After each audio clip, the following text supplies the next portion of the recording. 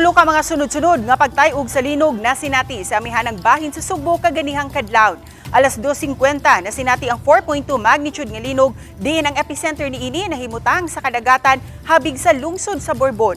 Nabatyagan ng intensity 3 sa mga lungsod sa Katmon, Borbon ug Tabugon.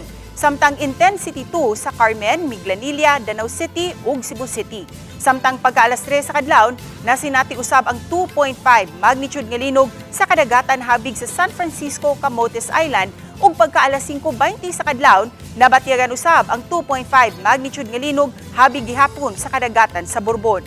Matud ni Robinson Jorge, OIC sa FIVOLCS, Visayas Cluster Monitoring Center for Earthquake and Tsunami, nga dugol ra ang mga epicenter sa tulo ka mga linog ug wa kini makahatag og kadaot sa mainland Cebu.